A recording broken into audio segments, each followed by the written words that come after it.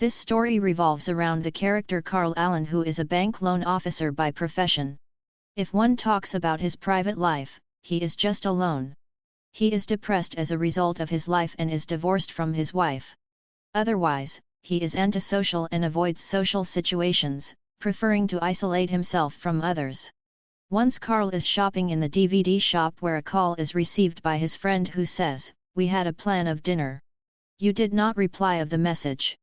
Carl makes an excuse that I am engaged in an important meeting. And I am working on an important document. But his friend says that don't dramatize the situation. I can see you in the DVD shop. Let's go and don't make excuses. Carl was not willing to go, but he has to go for dinner with his friends because of being caught. Here Carl also sees his former divorced wife. Actually, his wife is with her new partner. Carl shows resistance from facing reality. The reason behind it is the lack of confidence of Carl. He avoids everyone not meeting. He does not find any charm in his life. Next day, Carl Allen goes to his office. His senior boss asks him coming there that there was a promotion discussion in the office. Unfortunately, you missed the chance. Carl responds, "It is okay. It is going on particularly in my life." Because Carl is totally disappointed and depressed. And such happenings were a common part of his life. Some randomly people meet Carl in case of loan in the office. Their few documents are missed. Having a soft corner, loan could be allowed, but Carl forbids them. Carl says, "No. Your documents are missing." Otherwise, he does also not pick up the call of his relative voluntarily. Because he is not willing to talk with anyone. At lunchtime, Carl's old friend meets him saying that I am happy to see you as the officer of this bank till now. Then Carl asks, "What are you doing?" The friend replies, "I am on tour throughout the world because I am a yes man." Showing him a brochure, he says that this seminar is going to be conducted.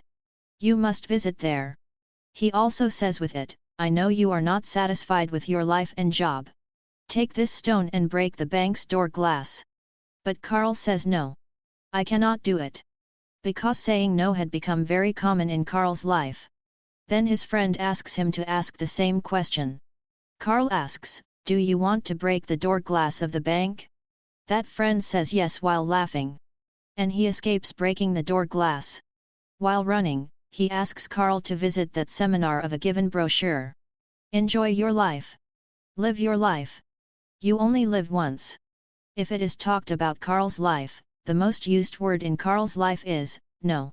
It means he says, no in everything. So he rejected the loan, told a lie with his friends and many other things, he uses the word, no. Carl, on the other hand, still thinks about his ex-wife. He tells his wife, "I miss you." But his ex-wife tells, "I am going outside with my partner." And Carl says smiling, "You should go, it is your life." And the call is disconnected. Even we notice that he avoids the visit to the engagement ceremony of his close friend. His friend complains to him that nothing will be changed if you don't change yourself. And I will never be in contact with you. Getting angry from Carl, that friend leaves. Carl thinks, there is no issue of visiting that seminar. And the reach is in that seminar. The name of this seminar is, Yes Seminar. Here, he also encounters the same friend who had given him the brochure near Carl's bank earlier. Now we see the motivational speaker here who asks the name of the first visitor in this seminar. Carl's friend gesticulating Carl says, "He is my friend and the first visitor." Knowing this, a motivational speaker says to Carl, "Come on. Come on the stage." But Carl says, "No. No. Thank you. I am all right here." Motivational speaker says, "What did you say, no?" No one says, "No" here. The audience begin to call Carl, "No man, no man, no man." Motivational speaker says, "If you are not coming to me, then I come to you." And he comes to Carl hurriedly while running. Seeing, he says to him that you are straight in your life. Being alone, you have no friend and companion. Carl replies, "My life is very tough. You don't know about the circumstance that I have faced." Motivational speaker takes his oath to say yes instead of no in every opportunity and matter of his life. Carl is unable to utter a word because he is pressurized here. And he says that I will say yes. And he says yes before everyone. Coming outside after seminar, Carl is requested by a man for car lift. He inquires, "Can you drop me off somewhere?" Carl is about to say, "No," but his friend says, "Coming there, Carl will drop you there." He asks Carl to say, "Yes." And Carl says, "Yes" in compulsion. While traveling, that man asks, "Have you a cell phone? May I use it?" Cal also says to him, "Yes." And he starts a long conversation on call. After a time, his spot is come. He asks, "Have you a little amount of money?" Carl is willing to say, "No." Keeping in view that seminal, Carl says, "Okay. I give you money." It means he says, "Yes." And he also gives him all his money. Dropping that man, Carl leaves for his house. His car breaks down on the way. Neither he has money because he's giving money to that man, nor he has charged cell phone. Because that man was using his mobile for the long conversation, so the mobile battery is dead. Carl moves to the nearest gas station. And swiping his credit card, he is filling an empty can with petrol. So that he may move to his car with petrol for filling and leave for his house. While filling petrol, a girl arrives there and takes the photo of Carl sitting on a bike. And she says smiling, "Your car petrol may have run out. I can drop you to your car if you want." Carl says, "Yes." And he reaches near his car riding on her bike. Basically, this girl's name is Alison. She more discovers asking, "Are you alright?" Carl murmurs that "I am alright. I just need your companionship." He does not utter loudly. But Alison hears him and embracing him, she leaves. Carl is rejoiced observing it. Thinking, all this happened due to the uttered word of yes. Because, it would not have happened if I had not lifted that beggar. Nor did I meet this girl. Now Carl decides to say, yes in everything. He is still thinking all this, suddenly, a call is received by him. It is Saturday, which is a holiday. But his boss asks, "Can you visit the office?" And Carl replies, "Yes." He comes into his office. A woman arriving there says, "I run my business of cake making. And I need loan for my business expansion." Whereas, their bank does not loan on a small basis. But Carl has decided to say, yes on everything, keeping himself away from the word no. Upon hearing the lady's request, he agrees to loan her the money. Otherwise, he proceeds to meet his friends. He tells them, "I have brought change in my life. Now I say for everything, yes. And I am feeling a great difference." Taking the advantage of it, his friend calls the waitress in a fun mood. And he says, "Don't stop bringing food and drink here. Because, the bill will be paid by Carl. Will you pay bill, Carl?" And Carl replies, "Yes." Here Carl drinks much, he sings and dances in intoxication. He never enjoyed his life as he is enjoying it this night. Next morning, her old aged neighbor arrives at him asking, "Will you repair my house's shelf?" Repairing the shelf of old lady's house, she begins to harass Carl physically. Carl says, "No, no, not such a thing will be between us." And Carl runs outside. Coming outside, he is toppled down the stairs and little injured. And a coming dog is nearly to bite him. Carl thinks, everything was going well when I was saying, yes. And now I said, no, as a result I was going to have a bone fracture. And a dog was on the verge of biting me. He plans to say yes to everything. Now Carl is a changed person with a changing life. He says no for nothing. As he learns the Korean language, learns to play guitar and also flies aircraft. Otherwise, Carl had not good relations with his boss but now developed positively. Carl is a loan officer loan to the coming loaners. It does not matter, how much loan is that small or big. He does not say, no to anyone. Everyone is happy with Carl's services. This is the cause, many people take loan from Carl visiting there. One day going to his house, he meets a man on the way. Who used to stand there regularly. Carl always used to say him, no. That man said that I have a bar. You must visit there. You'll enjoy it. Carl used to say no, but after seeing his brochure, he says, I will definitely come to your bar. You are working great. Carl goes to that bar at night and also finds Alison there. She is the same girl who had lifted him, showing love. Basically, Alison is the singer in this bar. After showing her performance, she sits coming to Carl. She asks, "Are you chasing me?"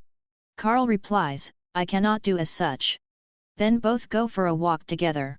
She tells while walking on the way, "I sing in this bar, taking it as a part-time job. Otherwise, I am also the photography class teacher at the daytime. It will be my pleasure if you visit there at any time." Carl says to her, "Yes. I will surely come." Carl receives a call of his friend at night time. He invites him for a party. It is late night, but saying yes, Carl goes to that party. Going there, he profligates and enjoys, and he also visits his friend Alison's photography's class in the coming morning.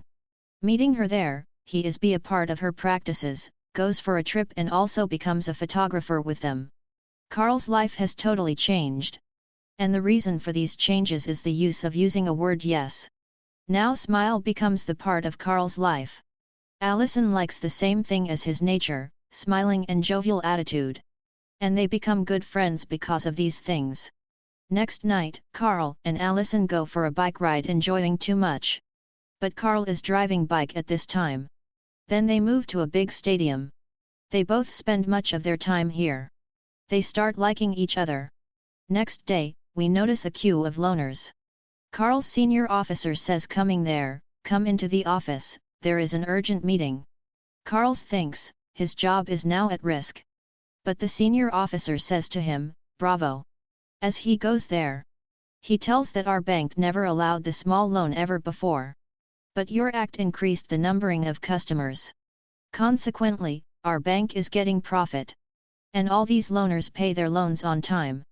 It is beneficial for our bank. Otherwise, Carl is promoted by the senior officer with the increment of salary. Carl is pleased. Carl's personality has absorbed much positivity. So going anywhere, he cheers everyone. Once, we notice a suicider outside the window, but Carl sings a motivational song after going near him. Listening this song, that man does not commit suicide. In this way, he also rescues the life of that person. Carl and Alison plans for a recreational trip. Carl's ex-wife reaches there when they are at the airport for this cause. She says that we watched you on TV when you were saving that man's life. You did a great job. Carl responds, "It was nothing out of the ordinary." Carl's ex-wife is surprised to see it because of the changes in Carl's life. How is he smiling much? How is he turned into a positive and jolly one? She asks him, "Why are you here?" He says, "I am waiting for my friend." She asks, "Where are you going?" He replies, "It is undecided. After her arrival, we will decide our destination." Alison also comes there. After that, both move to the ticket counter. They say to the ticket officer that we need the ticket for the first flight, no matter where it is flying.